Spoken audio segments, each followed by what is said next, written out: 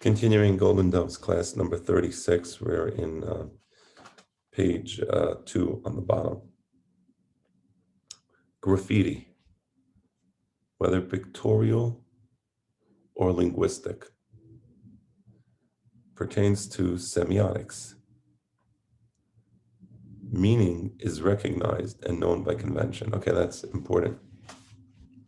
So graffiti is a symbol that is immediately recognized by members of a society. For example, if I put a BLM sticker on my car, everybody understands BLM, and it doesn't need to be explained. People understand what it means, and people understand what I'm trying to say by that. Similarly, if I'm in Israel and I put a Rak Bibi sticker on my car, right? Again, I understand what that means, and people understand what that means. There's no need to interpret it. And not only is there no need to interpret it, there is no room for interpretation. You either understand the convention or you don't understand the convention. So that's linguistic graffiti. So let me give you an example of pictorial graffiti. So this is the famous hear no evil, see no evil, speak no evil, right? So this is immediately recognized. You see the dollar bills in the monkey's ears. Money ensures that he'll hear no evil. You see the dollar bills in the monkey's eyes. He won't see any evil. And finally, in his mouth, he certainly won't speak any evil. So that's graffiti. It has a very specific meaning, and you either understand it or you don't understand it. You either understand it or you don't understand it. And that's why it's referred to as semiotic. Semiotic is in opposition to semantic. In semiotic symbolism, symbols have specific meanings, and they're not open to interpretation. There was a specific message that the artist was trying to convey. For example, looking at this picture again of the monkeys.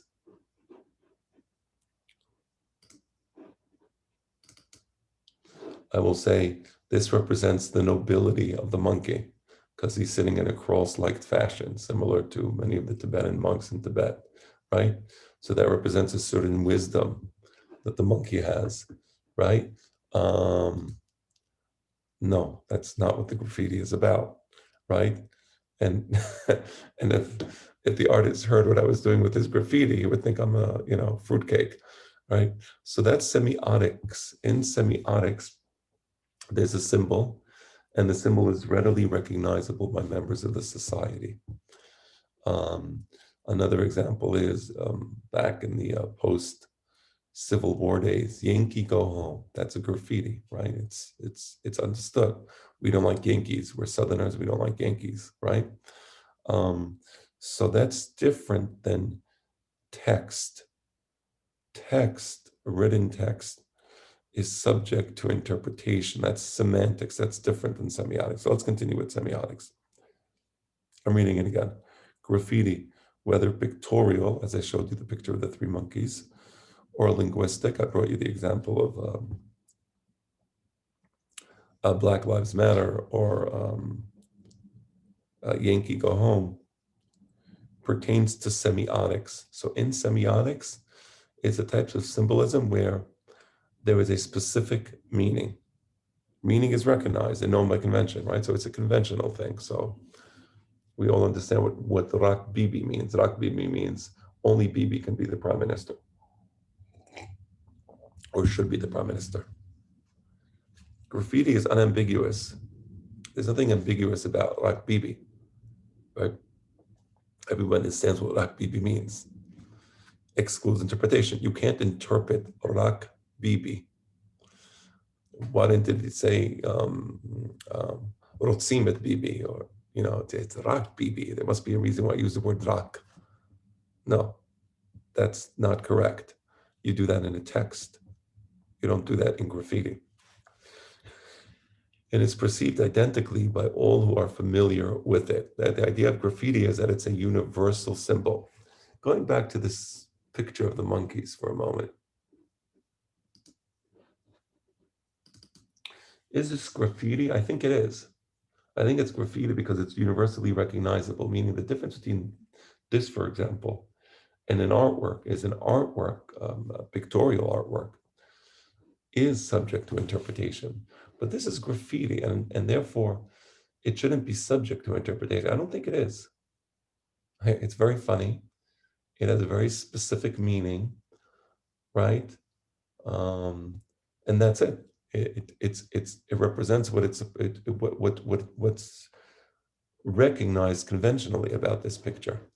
So there are paintings, most paintings are not like this. Not every painting is graffiti. There are many paintings that are subject to interpretation. So what makes this graffiti or not graffiti is not the fact that it's a painting as opposed to a text. You have linguistic graffiti, you have pictorial graffiti, then you have texts, which are words, and then you have paintings, which are subject to interpretation. In graffiti, the whole sentence functions as a sign, that is semiotically. Meaning is the effect of recognition, right? So you don't look at the individual words in graffiti. You don't break down the sentence in graffiti. The entire sentence as a whole has a specific meaning. It may be recognized even by those who do not know the language in which it is written, as is Yankee Go Home, in a non-English speaking country. So I may have misunderstood Yankee Go Home. I was thinking it's a Civil War thing, and it's not. I did not recognize the graffiti properly. Apparently, Yankee Go Home has a different meaning than as I thought it does. So I stand corrected. I was wrong. Yankee Go Home was an outcry against the intrusion of the US or Americanisms into other cultures. So I was wrong about that. So Pan-Americanism at the turn of the century, where America was going into different countries and taking over those countries economically, commercially, and so on. So they had these signs saying, Yankee, go home, we don't want. It's an anti-American slogan, but anti-American by the subculture, by the lower cultures that were being taken over by American culture. Okay, so that's how they recognized it not, right? Why does it say Yankee, go home, and not American, go home? So that's not the proper way, to think about it. Okay, Yankee, get out of my country. So Yankee, go home as a whole, those three words, Yankee, go home, those three words together create a meaning, right? So it's not that you break down the sentence and try to interpret the individual words. But for example, when we study Chumash, we interpret every single word. Why did it use that word? That's semantic reading. I'm trying to explain to you what the semiotic reading is about. So in graffiti, the whole sentence functions as a sign semiotically, right? So meaning is recognized, it's not interpreted. Again, there's no interpretation in graffiti. And the great example of Yankee Go Home is Yankee Go Home is in English, and it's graffiti used by non-English speaking countries who actually don't like America, at least back then. That's a great chidush. Like signs in an animal communication, graffiti, once recognized, will elicit an immediate and unequivocal response. That's interesting. So it's a lower form of communication because animals also communicate with symbols that are analogous to graffiti, right? So, for example, when the certain types of ants, they have this protrusion from their head, and they bang the protrusion against a hard surface to make a tick sound, tick, tick, tick, tick. And that's indicating that there's enemies are approaching. And then the army ants know to go out and get ready for war or to attack or to repel an attack. That's an example of graffiti. You recognize what the tick, tick sound is, and you immediately act upon the tick, tick sound.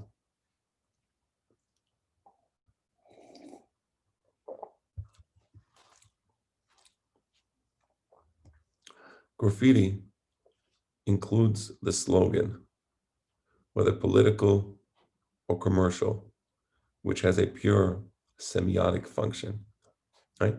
So graffiti includes political slogans, like I brought Rak Bibi, right? It could be a political slogan, it could be a commercial slogan, right? But in all cases, all political slogans have pure semiotic functions. Political slogans, they pander to the lowest level of humanity. It's a very low form of communication. Biden speaks about a dark winter, a dark winter. That's scary. That's a slogan, right? So everybody now is talking about the dark winter. The politicians always use slogans. And the purpose of these slogans is to stop thought, to stop critical analysis. So he incited a riot. That's a common, he incited a riot. Nobody thinks about what those words mean. It's just, he incited a riot. He's evil. But it's on all sides of the political spectrum. It's on all sides of the political spectrum. So the purpose of slogans, political slogans, is to stop thought because you recognize it and you can't interpret it. So because you recognize it and you can't interpret it, it stands for what it is. And therefore you become hypnotized by the slogan. He incited a riot. That's it. He incited the riot. It becomes a fact because there is no critical thinking when you use political slogans. It could be like that with commercials also. Commercials, they reflect the low intelligence of humanity because you look at the slogans used in commercials and you're like, this is incredible. So the great slogan that I always think about is the Marlboro Man. That's a pictorial slogan, commercial slogan. The Marlboro Man is a cowboy, the image of the cowboy riding off into the sunset, right? That's what cigarettes can do for you, right? That's what they're saying. That's really what they're saying. That's what cigarettes can do for you. You will become the Marlboro Man. So that's graffiti. So it shows how graffiti, it hypnotizes you because it's a slogan. It's based on the culture. You believe in it and it stops critical thinking. So that's why politicians always speak using slogans. They always speak using graffiti. But commercials always speak using graffiti, right? A great example of graffiti is you see buildings burning, you see big fires, you see people rioting, and you say, these are mostly peaceful protests. These are peaceful protests. Peaceful, they're peaceful. So that's graffiti. You can't analyze the word peaceful. Well, how is this somehow peaceful? I mean, what's peaceful about it? Are they promoting peace? Are they asking for peace? Is it that before this there was a war and now they want to ask for the war to stop? Well, that type of analysis is ridiculous, right? You all know what a peaceful protest is. It's just a protest that we believe in the cause that they're fighting for, and we're going to call it peaceful because we're saying ignore the violence. That's the power of a slogan. The power of a slogan will tell you the round earth is flat, and you accept that the round earth is actually flat. It's a flat earth, right? Because graffiti suspends critical thinking. That's the way it works. It hypnotizes. So commercials use graffiti, politicians use graffiti. The key symbols which slogan contains: love, right? Love is a very strong, evocative graffiti, right? Um, yes. Savings, savings, aggression, environment. Identify the issue, right? So we're talking about saving the environment. Who doesn't want to save the environment? Of course, we want to save the environment, right? It obfuscates the issue. Aggression, that's aggressive, that's violent, that's a riot, right? Love, right? Um, they had a documentary regarding UFOs, and there was a group of children who saw a UFO in Zimbabwe many years ago. And somebody said, and listening to the children never lie, right? That's a type of graffiti, right? How can you be against that?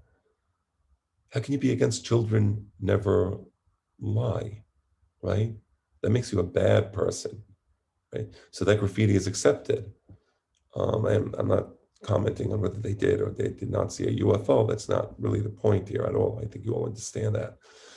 But that's graffiti. You suspend judgment. Children never lie, right? The wisdom of the child, that's all graffiti, right? Some children do lie, certainly sometimes, but that's irrelevant to the point of the graffiti because the graffiti is meant to suspend your judgment. Because the slogan and key symbols function semiotically, they exclude differences in interpretation. So here's the thing, the same way the tick-tock, the tipping of the ant's head or whatever protrusion is on his head to make that sound, you can't interpret it. You can say, wait, hold on. I noticed at this time the rhythm is a little different. He's probably trying to tell us something. No, it's immediately recognized by all Ansars. Red alert, there's a war. Get out of your antholes and start fighting for your lives. So there's no differences. You can't say, oh, this time he used this rhythm and the other time he used that rhythm. So you can have the same graffiti represented with different sized letters, represented with different colors, but it's the same graffiti, everybody recognizes it. We may now understand why. One obvious function performed by the key symbol is that of providing a common experience for everyone in the state, ranging from the most powerful boss to the humblest layman or philosopher, right? So you have this key symbol, for example, the communist flag, right? That's a symbol that unites all Russians and communists all over the world. They see the flag, right?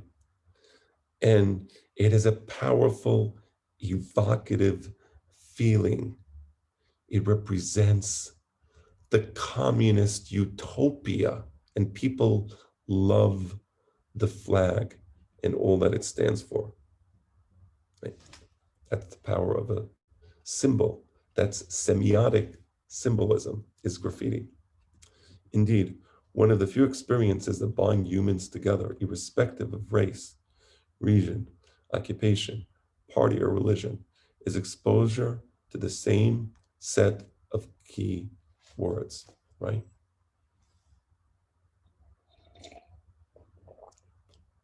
So people speak about freedom, right? Freedom, right? Freedom from oppression. But they think about it in semiotic, at a semiotic level, at a very superficial level, right? There is no actual critical analysis of what a word means when it's used in the context of political speech, right? So you have these key words that are now, because of the global environment and because of the internet and these super monopolies that have basically taken over humanity, they can tell you what to think and they program humanity to accept certain slogans. So it used to be graffiti was more local, and now graffiti is becoming global. So it's global graffiti, and there's ideas that have taken over humanity. I dare not speak about those ideas, lest I be branded a heretic. There is some fascination, remarked Harold Laswell, in the thought of how many human beings are bound together by a thread no more substantial than the resonance of a name or the clang of a slogan. Yeah, so it's one of the most, powerful feelings is when you have people unified by a symbol, right? And they're all chanting the symbol together, right? Um, so, and it could become completely nonsense. I mean, they could be uttering, spaghetti and meatballs, spaghetti, and everybody's chanting spaghetti and meatballs together. If you listen to the political slogans that people are chanting, it's utter nonsense. But it's a slogan and it means something very specific to them, right? Um, and it's powerful because you have thousands and tens of thousands and hundreds of thousands um, chanting it together. So if you look at the, Hitler, Yamach Shemov Zichro, rallies in Nazi Germany, right? They're all unified, by the Nazi flag, or the Aryan race. It's all stuyot. Like, what does that even mean? Did anybody even critically think, what do you mean by that? What do you mean by Aryan? What does that mean? Does it have a precise meaning? If I'm a redhead, am I excluded? Maybe they'll say yes, but perhaps yes. And how is that in any way intelligent, or how is that in any way logical or rational, right? But there is no rationality. It's a slogan, right? So that's what's powerful about political movements, that everybody suddenly feels equal. They're all unified, right? Whereas human thought and feeling vary greatly in regard to a particular thing or event, this key symbol enters directly into the focus of all men and provides an element of common experience, right? So that's why the flag is such an important thing, because the flag is what unifies the people. But there could be other things. It could be slogans, right? The rising up of the workers. The workers will now take over. The evil proletariat will be killed. So these are all slogans. The rich make too much money. That's a slogan, right? They have too much of the money. We should take some of the money from the rich. These are all political slogans, are all ideas meant to stop critical thinking, right?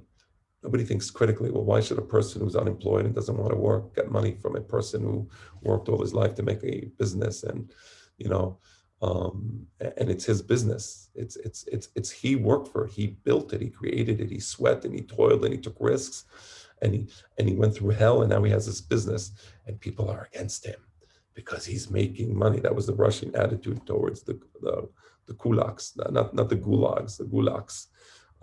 So they hated these rich farmers who were successful and, by the way, feeding the rest of Russia, and they would all starve to death, but for the fact that these rich people were working hard, right? So, but that's the power of the slogan. It's the generation of the worker, right? So the working class or the union in America.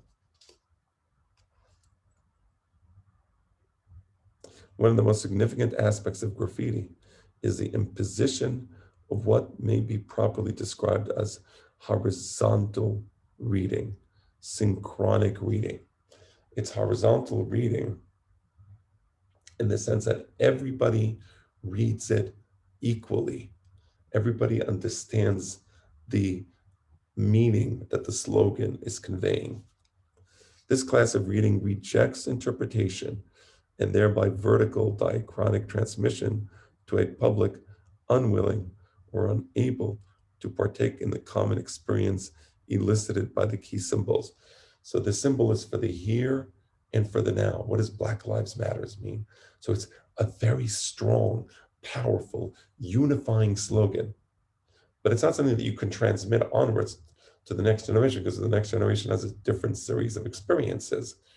And what Black Lives Matter means to some people, or to many people, or to entire swaths of the population, it will not mean the same thing to the children of that generation, because that will be a new generation and they will be manipulated and hypnotized by other symbols. That's really important. So the idea of semiotics, of slogans, political slogans, excludes mesira. It excludes transmission because it is the unifying experience that allows for the unifying understanding of the slogan. That's not something you can transmit to the children, but to your children, to the next future generations. Graffiti reading is best understood in terms of Elias Canetti's Crowds and Power, one of the great books. Graffiti must be uniformly accepted by the members of the crowd. Those rejecting it belong to the hostile crowd. If you don't believe in Black Lives Matter, you don't accept that, then you are part of the other crowd, the hostile crowd. You are the anti-Black Lives Matter crowd. And if you're the anti-Black Lives Matter crowd, you are our enemy. All crowds are like that. All crowds are like that, right? That's why in Europe, where their soccer games often turn into violence, because I believe in this soccer team and you believe in that soccer team. We are the greatest soccer team. Don't you understand it? Right? How can you not understand that we're the greatest soccer team? That's part of the hypnosis of the slogan, of the symbols of the soccer team, of the name of the soccer team, right? So people end up erupting into violence because the slogan is everything, and it hypnotizes people and they can no longer think rationally.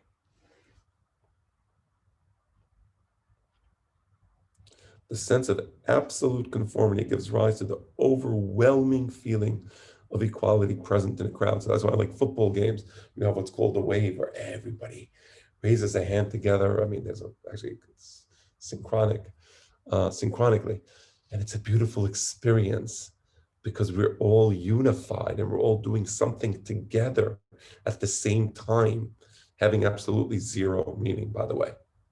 But it doesn't matter because the unifying experience is so overwhelming. I want to say that it always intrigued me how the Gemara in Masechet Sukkah, when it describes Simchat Bet HaShoeva, it always says not everybody dances. Only the Hasidim, the Anshe Maaseh, the Hachamim, they're the ones who danced. Were the Hachamim anti-crowd? I think so. Otherwise, everybody should dance, right? Everybody should be in the circle. Everybody should be part of that wave, right? Because it's the unifying experience that matters, is it not? So maybe in rabbinic thinking, no, it's not what matters. We're interested in substance, not in slogans. Nevertheless, concerning this feeling, Canetti wrote, within the crowd, there is equality. Exactly. That's why people love political crowds. And once you become part of the political crowd, you will die for the slogan. You will die for the leader. There is absolute and indisputable and never, this is absolute and indisputable and never questioned by the crowd itself. It is of fundamental importance. And one might even define a crowd as a state of absolute equality. That's important, right? This has nothing to do with Jewish ahdut. The idea of ahdut in Am Yisrael is completely different than the idea of a political crowd.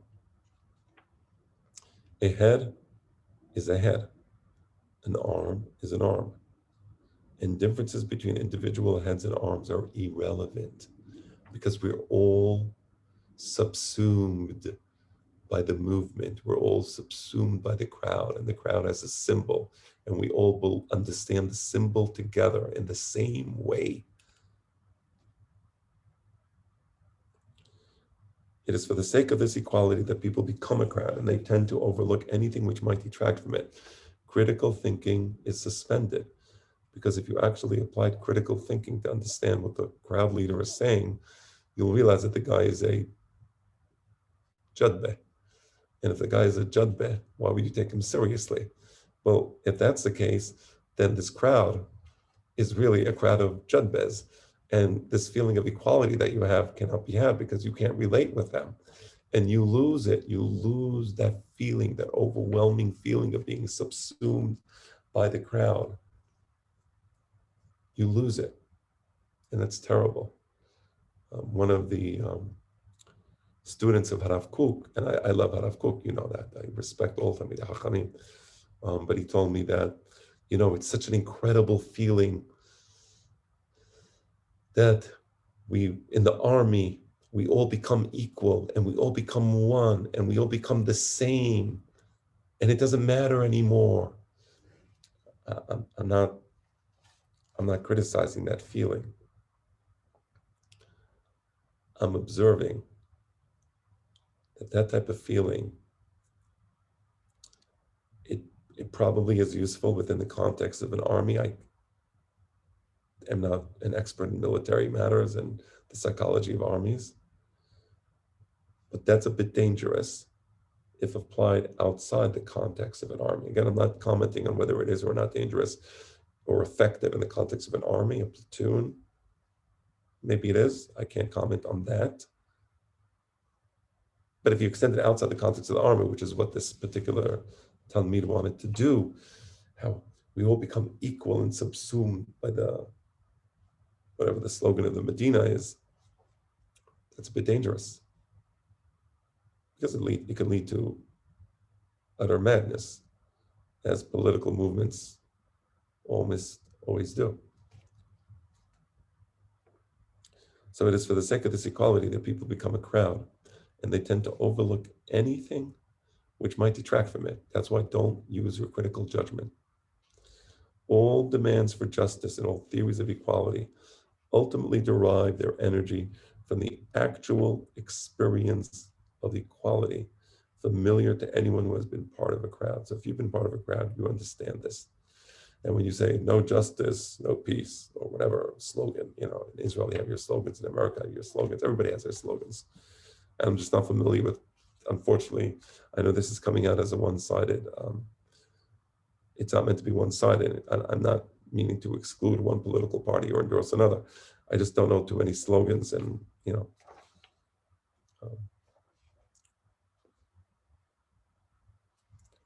there are also national, okay, I'm going to stop here. Till next time.